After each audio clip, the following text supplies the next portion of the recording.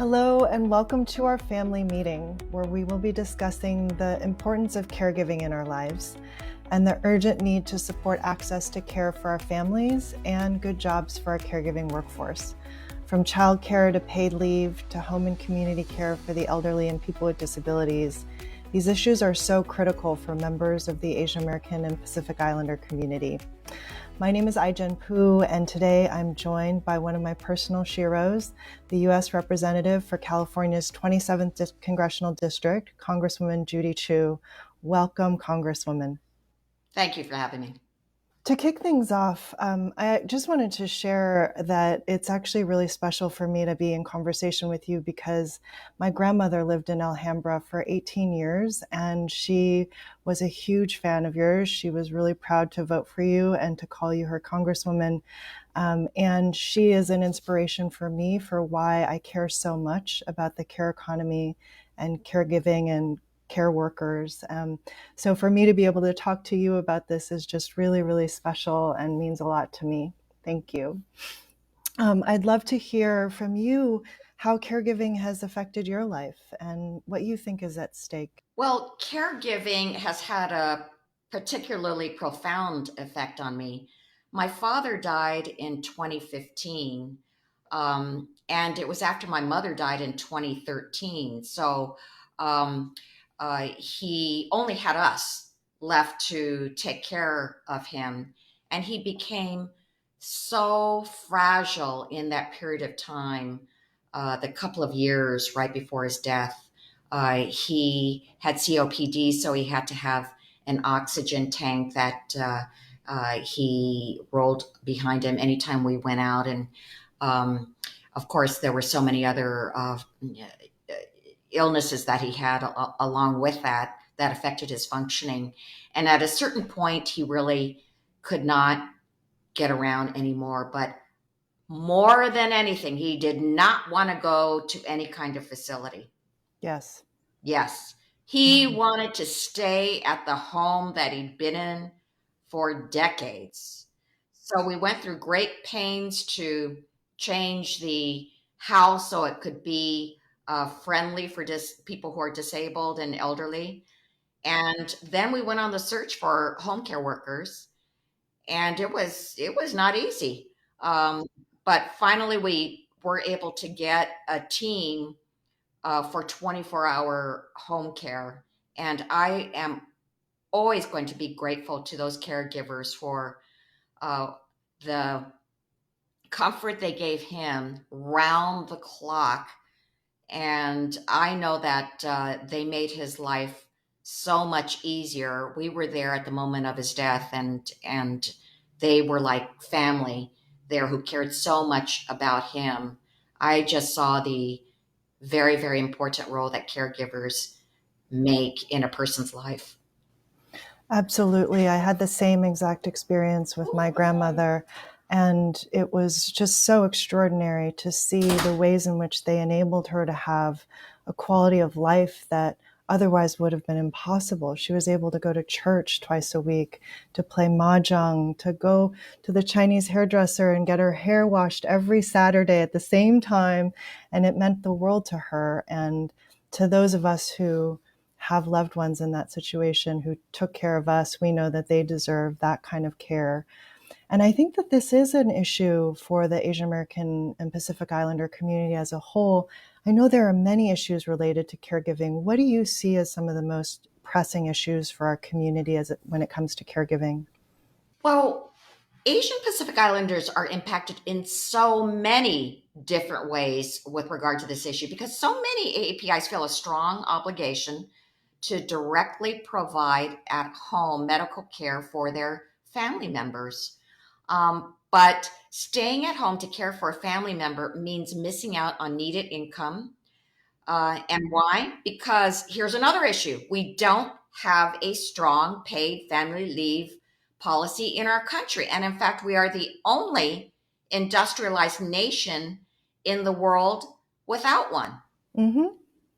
And at the same time, many members of our AAPI community who need care are often unable to receive it because they can't afford it.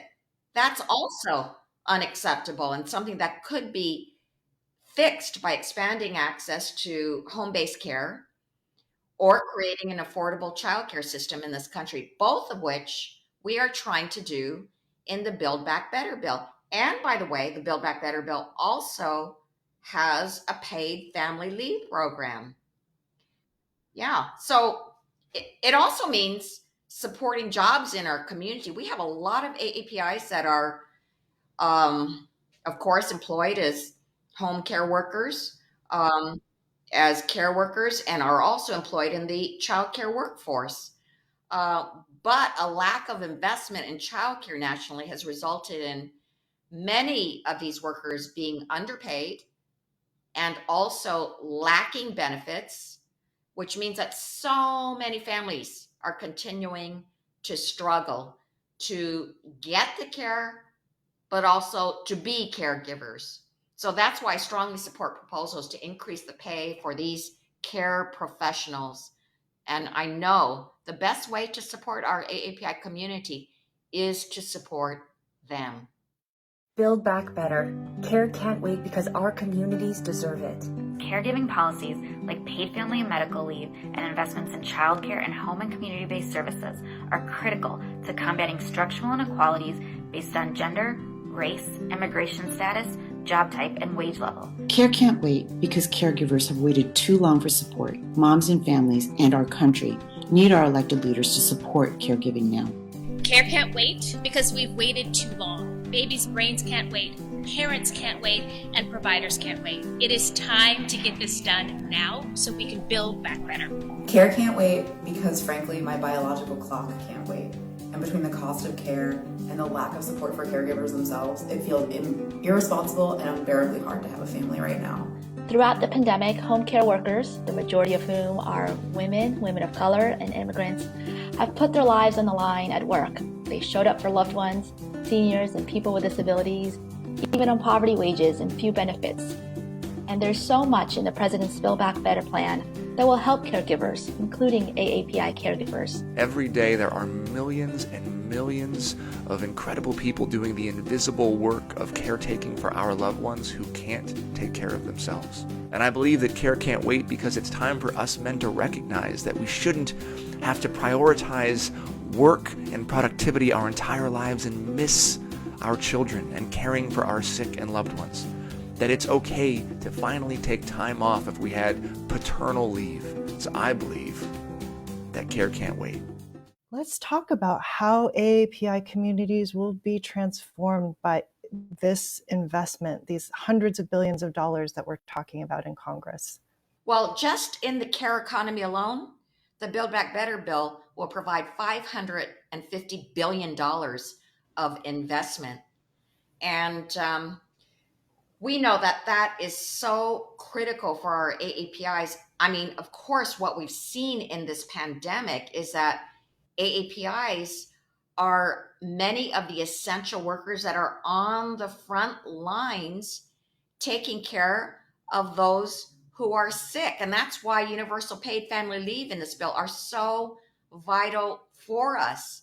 And so let me just say some of the huge investments that we have here. We have $190 billion for expanding home-based services and care for millions of older adults and people with disabilities.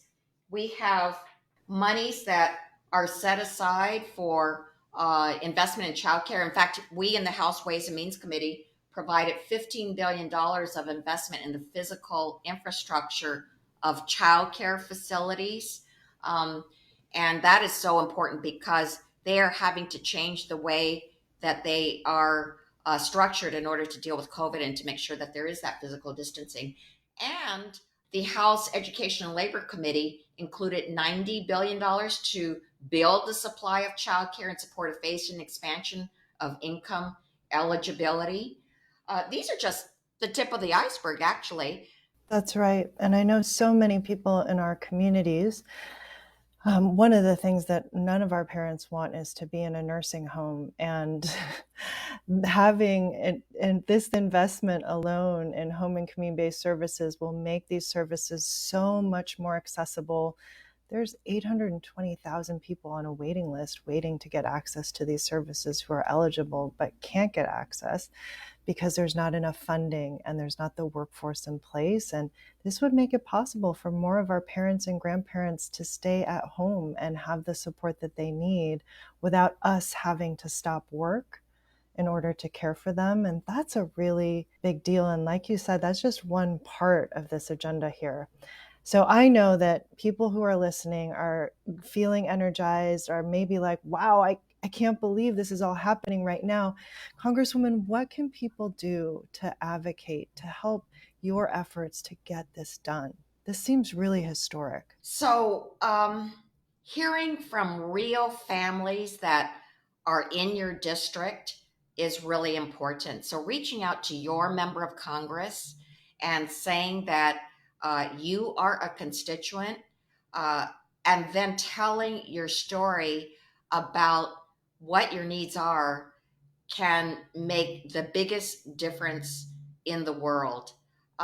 Right now in Washington, D.C., there is a lot of talk about the price tag for this Build Back Better package and how much the federal government is spending on these programs. But what I think about is how the people of America will suffer if we don't have the Build Back Better bill. Yeah. Um, we have a chance to take care of people's real needs, to give them peace of mind so that they can have their loved ones cared for by a person who will make sure that their grandmother or grandfather is taken care of.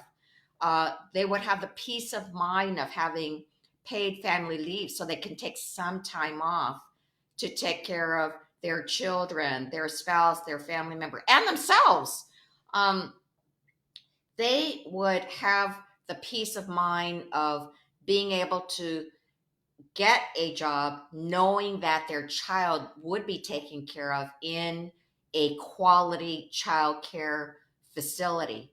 These are all the things that this can do for people. Give them the peace of mind that they need in order to become productive members of this society. Care can't wait because my dad, who's 86, has cancer and he wants to stay in his home and it's far away, and I'm not really sure how we're going to take care of him. And lots of people are in the same situation across the country. Washington has not delivered on the promise to lift up the workers who provide the care and the services to those seniors, people with disabilities, and Americans across the board. It's about time that Washington kept its promise to the workers. Care can't wait because for me, I'm raising young kids and I'm also taking care of my aging parents. Care workers have been on the front line since the pandemic began and well before that. Care workers need your voice today. Show your support for the care infrastructure by letting your senators know care can't wait. Care can't wait because my dad's caregiver can't wait for our country to value her as much as my family does. Every family I know is affected by the lack of a real care infrastructure, and none of us can wait. Care can't wait because our communities have waited long enough. Care can't wait. How do we pay for this? We actually pay for the whole thing through our tax proposals. And it's by making the top wealthiest corporations and people in this country pay their fair share of taxes. Did you know that 55 of the top corporations in this country paid no taxes and yet made $40 billion of profit? Zero? And there are those that are the wealthiest in this country who actually virtually paid no taxes. So we make the wealthy who have been dodging the taxes pay their fair share of taxes as they should. And what I like about this is that does reduce the income gap even further in this country. Absolutely. And so many of these investments, like the one that you mentioned in care workers, for example, right now, care workers in the Asian American and Pacific Islander community earn on average about $18,000 per year. And then you have these super wealthy people who aren't even paying a dime in taxes. What Congresswoman Chu is talking about here is actually making people who should be paying taxes pay their fair share so that people who are working and taking care of the people that we love can actually earn enough to take care of their own families and themselves. It's such a basic and important, essential step towards fairness in our country. I wonder, Congresswoman, just to close us out, if we were to look into the future and we're successful in moving this agenda forward, what does the future of care for the AAPI community look like? Well, first of all, AAPIs are more likely than any other racial group to provide at-home care for their family members, and they are more likely to believe that it's their responsibility to do so. If we are able to include paid family and medical leave in this Build Back Better package, those members of our community that want to care for their family members will be able to do so for 3 months without having to worry about their lost income. 3 months, that's big. I mean, that's huge. That's huge.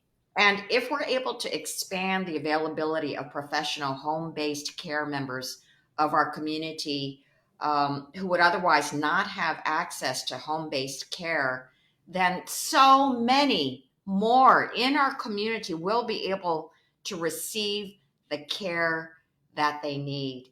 And you know that many in our community feel that our elderly need to be taken care of. Yes. We value them. We value their wisdom. We value the sacrifices that they made for us. And we feel that they need to have the care that they so deserve in their last years of life. So that's why this is so critical and will have such a fundamental change in the lives of people in the AAPI community. Well, we are with you, and I can feel my grandmother's spirit with us. She passed away a year ago, but I know she would be so proud of the work you're doing to champion this agenda. And she is with us, and there are millions of AAPI families across the country whose lives could be changed forever because of this agenda, and we want to get it done.